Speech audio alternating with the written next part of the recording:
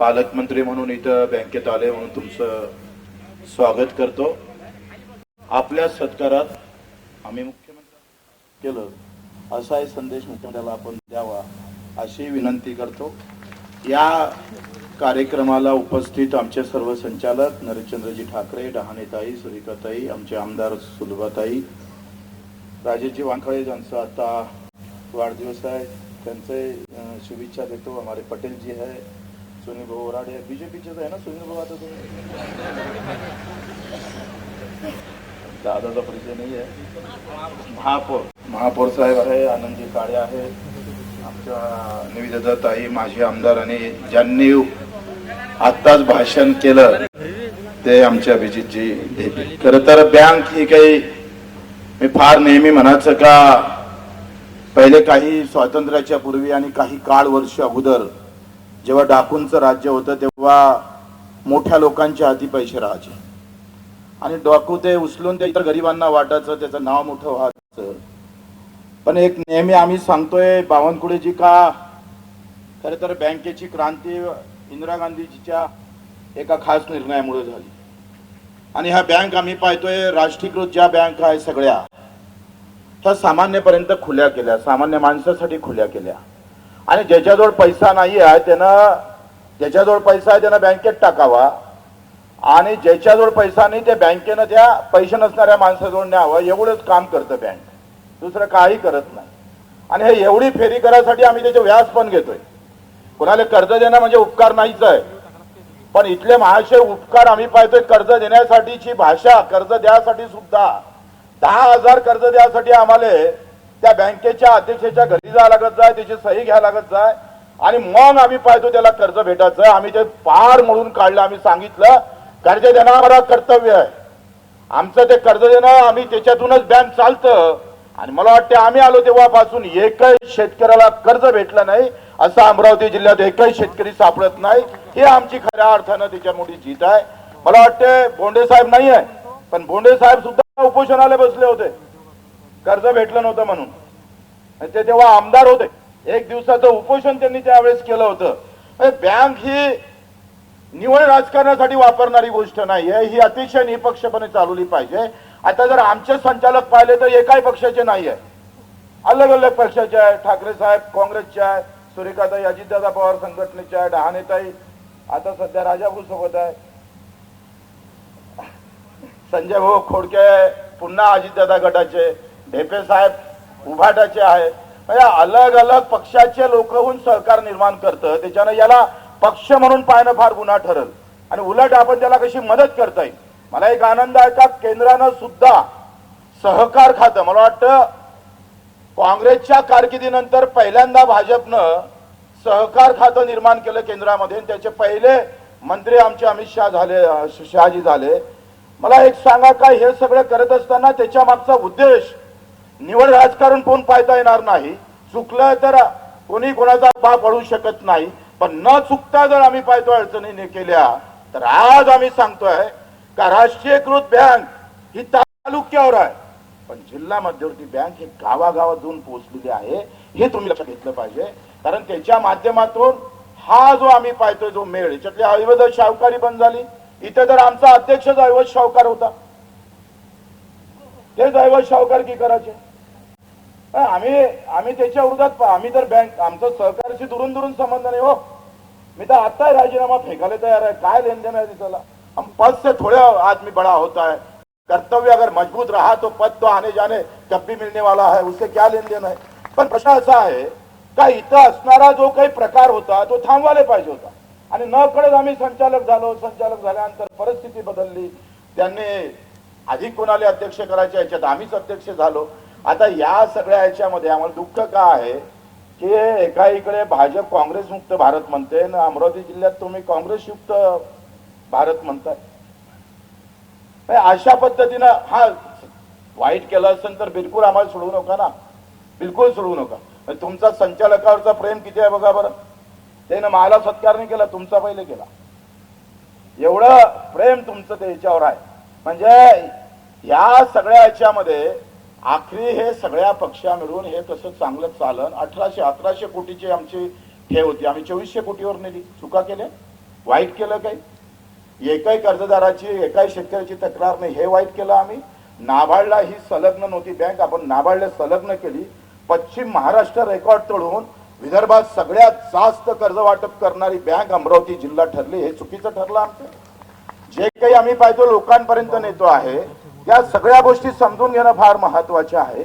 आणि मग या सगळ्या याच्यामध्ये ह्या सगळ्या ठेवी वाढत असताना आपण व्याज माफ केलं. कित्येकदा आम्ही सांगतो, आता जे काही कर्जमाफी केलेली आहे त्या बाबतीत आम्ही आंदोलन केलं, वाईट बोललं असेल तो होश आहे, हम तो करते रहते, उसमें कोई डरने की और डराने की बात नहीं है. सवाल हे आहे का हे सगळं करत असताना आपण मोठ्या मनानं जो दिलेला शब्द आहे 30 जूनच्या आजचा, तो मुख्यमंत्री महोदयांनी विधानसभेत घोषणा केल्यामुळं आम्ही त्यांना धन्यवादच देतो आणि त्याच्यासोबत शिंदे साहेबांना पण देतो आहे. हे सगळं असताना याच्यातल्या काही त्रुट्या आहेत. 2 लाख रुपये कर्ज माफ करत असताना 2 लाखाच्या वरती 10,000 असेल तर त्यानं काय करावं ते स्पष्ट झालं पाहिजे. ते 4 लाख कर्ज असेल तर त्याला 2 लाख भरल्यावर ते 2 लाख माफ झालं पाहिजे. त्यासाठी खऱ्या अर्थानं भूमिका घेणं गरजेचं आहे. एकट्या अमरावती जिल्हा मध्यवर्ती बँकेचे 70,000 खातेदार आहे, ते माफ होणार आहे, पुण्य भेटणार आहे. अरे आम्ही पाहिलो का ह्या 5-10 वर्षात ते काँग्रेसचं राज्य असू दे का बीजेपीचं असू दे, पण हमी भाव आम्हाला भेटत नाही, हे वस्तुस्थिती आहे. ते टाळता नाही येत आपल्याला. कुणी कोणत्याही पक्षाचा असू द्या, अगदी शेतकरी म्हणून जगता आलं पाहिजे, शेतकरी म्हणून लढता आलं पाहिजे, ह्या भूमिका आमच्या हमेशा राहिलेल्या. आणि मग आज जे अवस्था आपण पाहतोय का 10% सुद्धा सोयाबीन खरेदी झाले नाही. पालकमंत्री साहेब, तुम्हाला आकडेवारी माहित आहे? 10 ते 15% वर आपण खरेदी करू शकलो का हमी भावात? नाही करू शकलो. आज आपण कापसाचे भाव वाढले होते, 9,000 गेले होते, पण आपला करार झाला, अमेरिकेचा करार झाल्यामुळे कापसाचे भाव पुन्हा डाऊन झाले. नंतर खरेदी केंद्र सुरू झाले नाही. एक तर नापिकी आणि दुसऱ्या इकडे कमी भाव, याच्यामुळे शेतकरी अडचणीत येतं आणि म्हणून तो कर्ज फेडू शकत नाही. हे तुम्हाला वेगळं सांगायची गरज नाही आहे. आणि म्हणून त्यासाठी जे भूमिका निभावली ती खरं तर तुम्ही जे कर्जमाफी करत असताना मला असं वाटतं का रेग्युलर कर्ज भरणाऱ्याला जास्त जपलं पाहिजे. तो अधिक अडचणीत आणून ह्या सगळ्या गोष्टी करतो. कारण रेग्युलर कर्जदाराला तुम्ही 50,000 देऊन जर थांबवत असाल तर मला वाटतं होते त्याच्यावर अन्याय होईल. किमान त्याला 1.5 लाख 1 लाखापर्यंत तरी त्याला प्रोत्साहन निधी आपण दिला पाहिजे. बाकी काय योजना आमच्या ते काय 6,000 देता, पंतप्रधान किसान योजना वगैरे हे थोडं कमी केलं आणि एकखट्टे. मी तर म्हणतो रोज रेग्युलर भरणाऱ्याले, जो कर्जदार रेग्युलर भरून त्याला द्या ना तुम्ही प्रोत्साहन दरवर्षाला 5,000 10,000. आपण व्याज माफीतून प्रोत्साहन देतोच आहे, पण त्याला वेगळं जर आपण व्याज प्रोत्साहन दिलं तर त्याचा फायदा अधिक आमच्या सगळे. आज आपण पाहतो का ह्या बँक एनपीए मध्ये का गेल्या? आपण सगळ्यात जास्त कर्ज, आमची टक्केवारी किती आहे कर्ज वाटपाची? 110%. राष्ट्रीयकृत बँकेच्या टक्केवारी जर पाहिलं तर शेतकऱ्याला कर्ज देताना किती हात अकडता घेतं. तिथं जावं, त्याला फेऱ्या मारावं लागतं आणि 80-75% 60%च्या वरती राष्ट्रीयकृत बँक गेल्या नाही.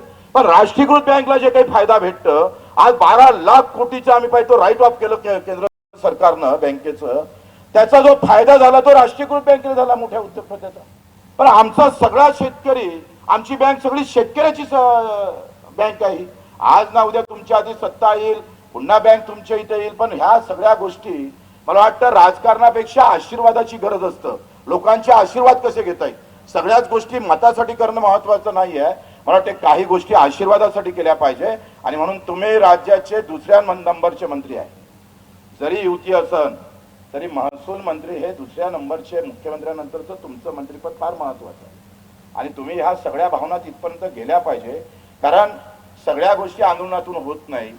बरेच लोक म्हणे आजच्या कार्यक्रमाला गेलो नाही पाहिजे, आपण गेलो तर अधिक पेपरवाले जास्त छापन. म्हटलं सहकार आहे और अपने बैंक में आ रहे, तो राजकारण विरोधी आपण काही केलं पाहिजे का नाही केलं पाहिजे, काही गोष्टी आपण त्या घेतल्या पाहिजे का नाही घेतल्या. म्हणून आम्ही इथं आलो, आपला स्वागत सत्कार केला. मला वाटतं आमच्या भावना तिकडे जाऊ द्या. आमचे काही व्यक्तिगत कोणाशी वैर नाहीये, लक्षात घ्या. कोणी असं समजत असेल का व्यक्तिगत वैर आमचं आहे, तर असं काही नाही आहे. म्हणून आता काय झालं का इथं तुम्ही कर्जमाफी केली, पण महात्मा ज्योतिबा फुलेच्या योजनेतून शिवाजी महाराजांच्या छत्रपती शिवाजी महाराजची योजना होती कर्जमाफीची, आता अहिल्यादेवी होळकरांची आहे.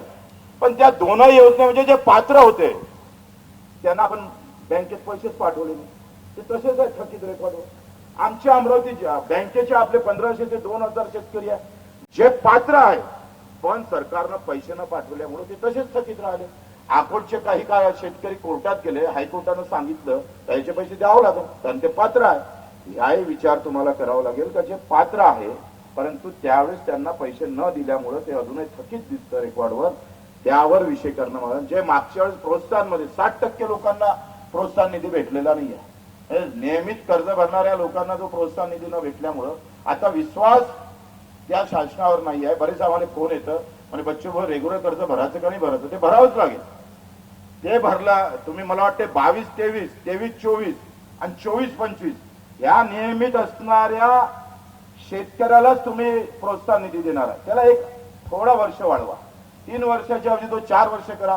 22-23, 23-24, 24-25 आणि 25 आणि 26 काय होत आहे का हे तुम्हाला माहिती आहे. महसूल मंत्री असल्यामुळं तर पुऱ्या महाराष्ट्रात दुष्काळासारखी परिस्थिती याच वर्षात आहे हे तुम्हालाही माहिती आहे. सगळ्यात जास्त नुकसान भरपाई आपण दिली आणि म्हणून हे नुकसान भरपाई असताना सुद्धा सगळ्यात जास्त नुकसान असताना या वर्षीचा शेतकऱ्याला कसा दिलासा देता येईल हा प्रयत्न आपण केला पाहिजे. आपला आभार आहे. खरं तर आपण इथं आलात मुक्काम करून त्याबद्दल आपले आभार. आम्ही काही कुणाचं सांगणार नाही. तितके आम्ही त्यांचे जे वार आहे तितकं सहन करण्याची ताकद आहे. फक्त तो तुमचा सहारा घेते म्हणून प्रॉब्लेम नाही. तो हमको उखाड़ के फेंक देते सालों को, कोई बड़ी प्रॉब्लेम नहीं उसकी. तो काही मोठी गोष्ट नाही आहे. पण ते तुम्हाला हाती पकडून तलवार चालवता जो प्रयत्न होत आहे तो तुम्ही थोडं लक्षात घ्या म्हणजे झालं. मग आता राहिला प्रश्न पक्षाचा, तो सब तरफ पार्टी थोड़ी देखी जाती है. कभी कभी तो मित्र बन के भी काम करना पड़ेगा ना. सब तरफ थोडी पार्टी होती है. आणि म्हणून आपण पाहतोय का हे सगळं कडू बोललं जरी असलो तरी त्याच्या मागचा लोकांचा गोडवा आहे बावनकुळे साहेब हे लक्षात घ्या.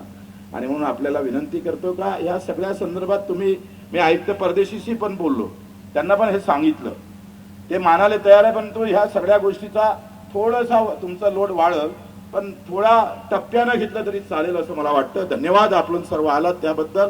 आमच्या सगळ्या संचालकांचा धन्यवाद. जय हिंद, जय महाराष्ट्र. धन्यवाद सर.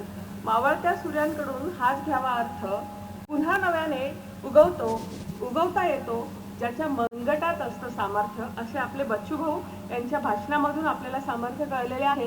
साहेबांना खूप घाई आहे पण 1 मिनिट मी साहेबांना सांगू इच्छिते की ॲग्रिकल्चर सेक्टरमधल्या बरेचसे विद्यार्थी वेगवेगळ्या डिस्ट्रिक्टमध्ये जाऊन स्टडी करतात आणि आम्ही यावर्षी आमच्या विद्यार्थ्यांना या बँकेत पाठवलं होतं. तर बॅलन्स शीट कम्पॅरेटिव्हली खरंच चांगली आहे, त्याबद्दल मी बँकेचे आभारी आहे. आणि यानंतर मी आमंत्रित करते आजचे सत्कार मूर्ती बावनकुळे साहेब यांना आपल्या मार्गदर्शनाकरिता. अमरावती जिल्ह्याच्या या बँकेच्या कार्यक्रमाला उपस्थित आपले राज्याचे माजी मंत्री आणि अमरावती जिल्हा मध्यवर्ती सहकारी बँकेचे सन्माननीय अध्यक्ष बच्चूभाऊ कडूजी, माननीय आमदार सुलभाताई खोडकेजी, आज ज्यांचा जन्मदिवस आहे, वाढदिवस आहे, त्यांना मंगलमय शुभेच्छा आपण दिल्या आहेत. असे आमदार श्री राजेश वानखेडेजी, आमदार श्री संजय खोडकेजी, श्री नरेशचंद्र ठाकरेजी, आपले महापौर श्रीचंद तेजवानीजी, माजी आमदार रमेशजी बुंदिले, माननीय निवेदिताताई चौधरी, सुरेखाताई ठाकरे, चित्राताई डहाणे, आपले उपाध्यक्ष अभिजितजी ढेपे, अजय पाटील मेहरकर, जयप्रकाश पटेले, आनंदजी काळे, रविराजजी देशमुख, संतोषजी महात्मे, दिनेशजी सूर्यवंशी, सुनीलजी वराडे व्यासपीठावर उपस्थित